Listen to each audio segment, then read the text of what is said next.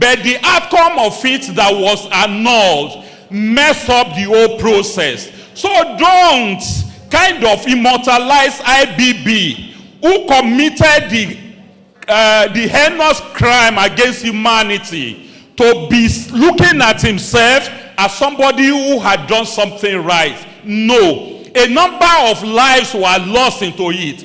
Precious lives, we have lost them. Why? Because the June 12th election was annulled. A number of those who will have helped us to build the democracy that we desire have run into exile. They didn't return alive. Some of them didn't return at all. Okay? That is a crime committed by Babangida, and that he has committed that crime, he should be punished for it. You cannot be too old to be punished for the crime against humanity that you have committed. And let us agitate that June 12th should be known as MKO Abiola Day. It is the involvement of MKO Abiola that made all of us to cherish what happened on June 12th and wanted it to be restored. The mandate of that day, we wanted it restored. That was because it was Abiola, not an obscure Tova or his Abiola's deputy, Baba Gana Kingibe, who were looked. Thank you very much. Let me quickly invite the last speaker for today, who is the President General of Igbo Speaking Community in Lagos State, Chief Sunday Ode. While we are expecting Sunday Ode to come to the podium, let me recognize the presence of Pastor Banji, who is one of the veterans of Nigerian political struggle. Pastor Banji is here with us. You are welcome, sir. Pastor Sunday Ode is the President General of Igbo Speaking people in Lagos State. Can we put our hands together to welcome Pastor Ode? Good afternoon, ladies and gentlemen. Let me stand on existing protocol. But before I proceed, I must salute, greet a man that deserves honor. A Bagani Adam Arikoko for Yoruba land. I must give it to you. You are a wonderful man. I've been following your activities. Every June 12th, you always organize 1993 June election. And it's always been fantastic.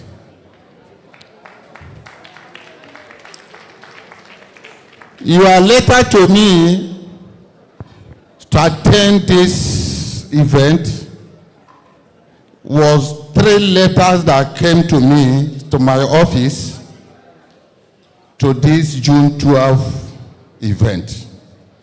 But I considered your own as very important.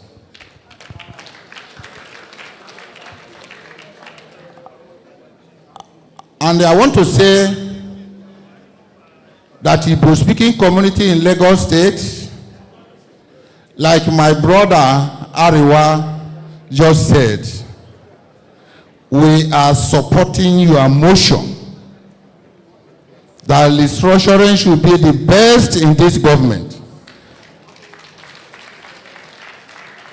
Whether they like it or not, we must be singing it to their ears.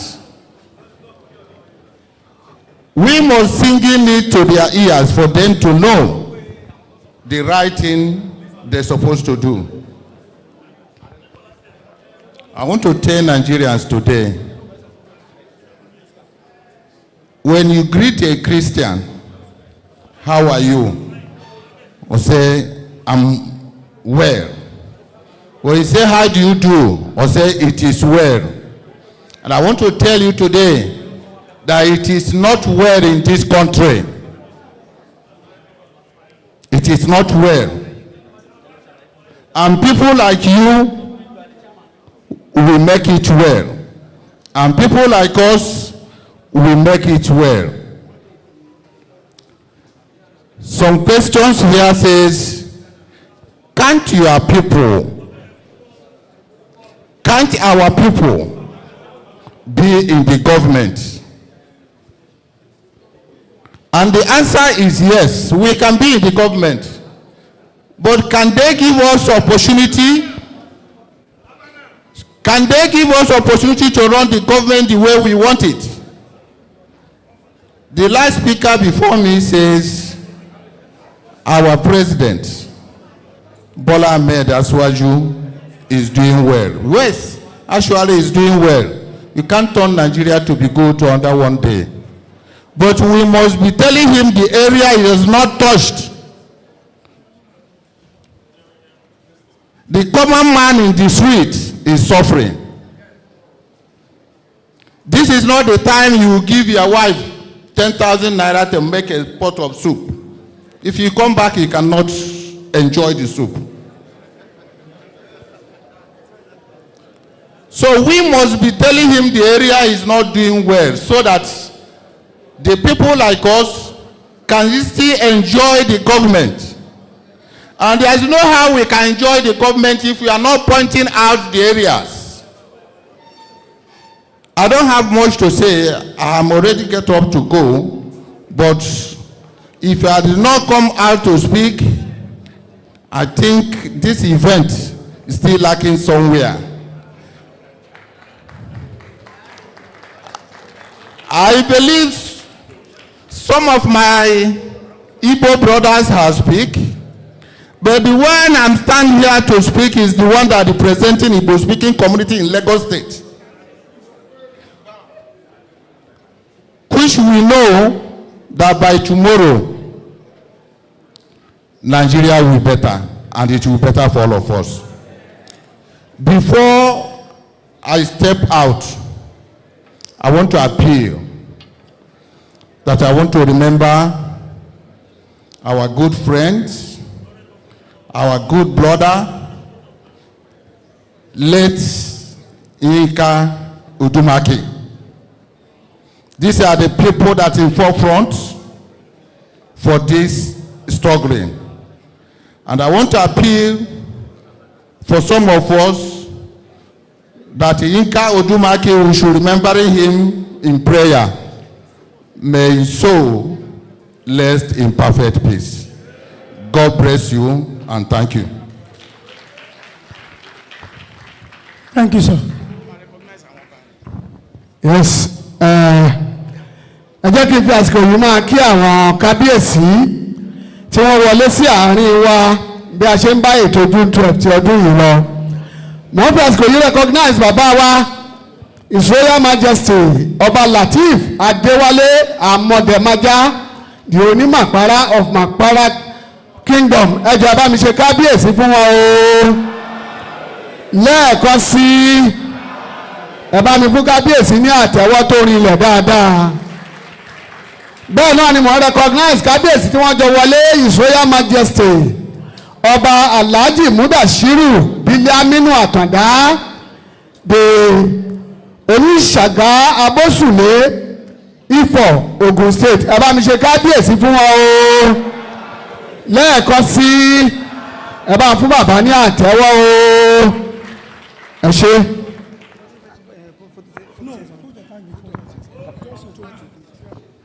Okay. Ladies and gentlemen, all right, one have the vote of thanks. And in doing that, please let's make welcome the chairman, planning committee in person of Ambassador Olugbenga Onosonya, NLCF. Please a round of applause to him. Thank you. Ọmọ Oodua ni mí o. Ọmọ Oodua ni mí o. A dúpẹ́ lọ́wọ́ Ọlọ́run ọba tó kọ́ jẹ́ kí ọjọ́ èní kó ṣeé ṣe fún wa. Ọlọ́run ló máa ń jẹ́ kí a dá ọjọ́ kí ọjọ́ pé kí a dẹ̀ rí ohun tí a plan nìyẹn kárí ṣe. So a dúpẹ́ lọ́wọ́ Ọlọ́run fún ìpàdé yìí. A dẹ̀ dúpẹ́ lọ́wọ́ Ìbà Abíọ́dún Ìgè Adams tí wọ́n ṣe agbọ́tẹrù tó ń náwó tó ń nọ́ra tó fi gba ọ̀lù yìí. A dúpẹ́ lọ́wọ́ màmá wa náà Dr. Joe Odumaki, ẹ ṣé tẹ̀dìde. A dúpẹ́ lọ́wọ́ professor wa Professor Otubanjo, ẹ ṣé gan. Professor Fẹ́mi Ọbáyọrí, we are grateful. Gbogbo àwọn prof wa Professor Shipitan, we are grateful. So a dúpẹ́, Ọlọ́run aṣọ yín délé láyọ̀ àti àlàáfíà o. Ẹ jẹ́ ká wá sí orí stage yìí ká wá ya àwọn fọ́tò tí wọ́n fẹ́ yà torí gbogbo àwọn àlejò wa. Ẹ jẹ́ kí àwọn professors wa àti àwọn bàbá wa kí wọ́n máa bọ̀ lókè fún group photographs pẹ̀lú ààrẹ. All our invited guests on the high table, please come forward for your group photographs with the ààrẹ, the convener of this very program.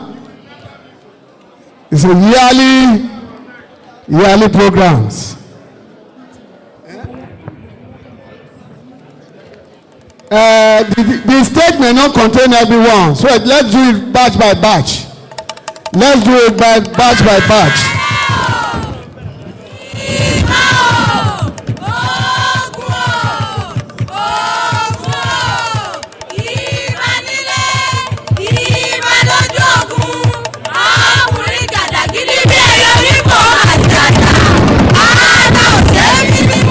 Let us do it batch by batches so that the photographs can be okay.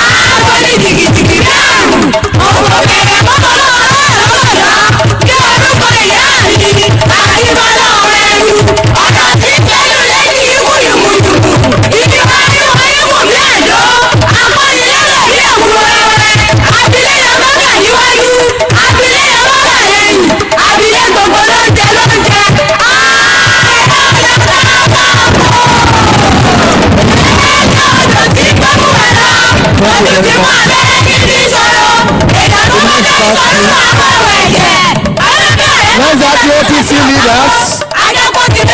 OPC leaders, let's have you.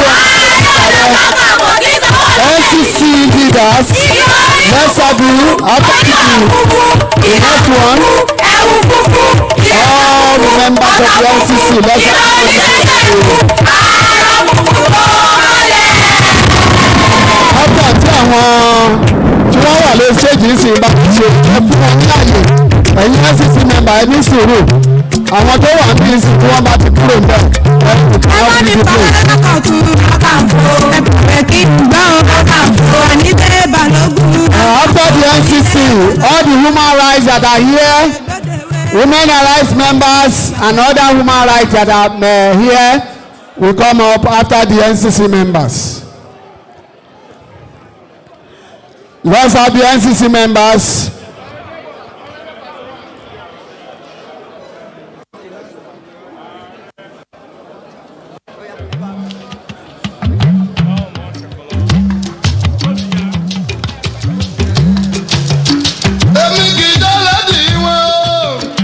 NCC, please, let's have us. All the NCC members, let's have us. NCC members, let's have us. Thank you, madam.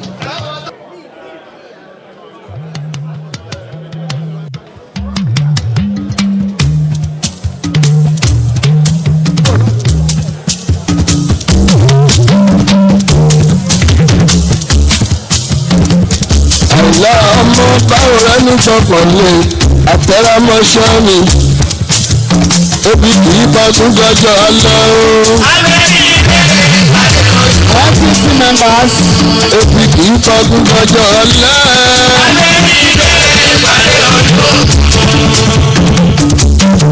Àìlágbádé owó kárí owó ẹ̀yà. Ìlà tí a rí yẹn òun ló máa ṣírí òkú tọmọdé tàgbà. Àwọn tó wà wájú ẹ̀ bá a tó bẹ̀ káwọn míì tó bọ́ síwájú. Òun ló máa ṣírí òkú. Bá a tó wájú yẹn. Ọ̀dọ̀ oníbàṣírí. Ọ̀dọ̀ oníbàṣírí. Èèpà náà wá. Òkìkọ́ náà wá. Èèpà náà jẹ́. Èèpà náà ṣe. Women Rights Organization members. Women Organization, Women Rights Organization. Civil society irú ẹjọ́ tó bá wà ní òde ọdún mọ̀ ọgbọ́n. Ẹgbẹ́ náà mọ́ bàbá ìgbà. Ayé wa wòran wa. Bí kìíní ọ̀hún ṣe ń dúró lé. Ájì Àyìnlá ń lórí dúró. Adéwọlé ayọ̀. Adéwọlé ìlú. Ó ń dùdú tó máa yé lú. Ẹgbẹ́ náà ni àbàbà ìgbà. Ayé ẹgbẹ́ náà mọ́ bàbá ìgbà. Ayé wa wòran wa. Bí kìíní ọ̀hún ṣe ń dúró lé. Bàbá Báyọ̀ Báyọ̀. Àwọn FCC tó kù. Ọmọ wúrà mọ́tò ìlú lọ fọwọ́ ojú. Ẹ̀ṣẹ̀ kí jẹ́ mẹ́fúta lámọ́tò ìlú. Ẹjọ́ bá a fún ọ láyè. Ìwà àwọn bẹ́ẹ̀ nìkan ṣọ̀tọ̀. Bá a fún ọ láyè. All the FCC members ẹjọ́ sà. Òjò ní wá àwọn bẹ́ẹ̀ nìkan ṣọ̀tọ̀. After the FCC members. All the work of the body members. Ó ti dá mi lójú pé FCC members dúró. All FCC members dúró. bí a ti jẹ tó bá Ilé rú àwọn ilé. síbi a ti Wọ́n jẹ tọ́ ní sẹ́. nípọn ní On the síbi a ti mú tó bá pọn ní wọ́n dá rẹ̀ síbi a wọ́n ti mú ẹni mọ̀ ọ̀nà tó máa gbà.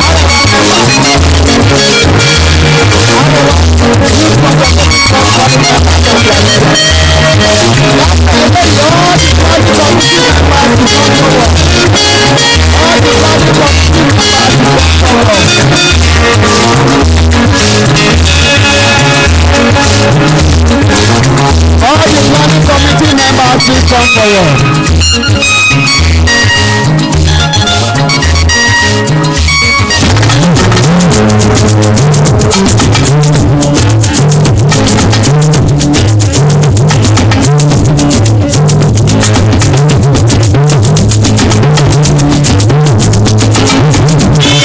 All the planning committee members including the chairman and the secretary.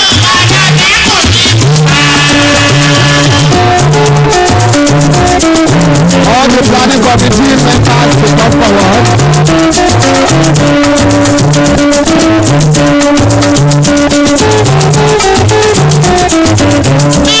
Táwọn kan lọ sẹ́gbẹ̀ẹ́ lọ́hùn yẹn. Táwọn kan lọ sẹ́gbẹ̀ẹ́ yẹn.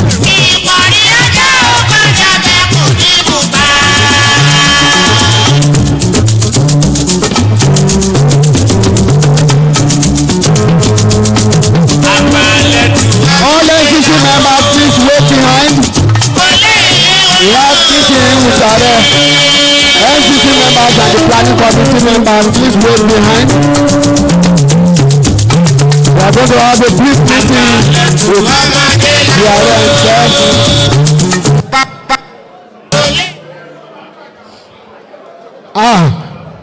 Bọ́ńkà Ààrẹ Ọ̀nà Kakanfò ló wọlé yìí o.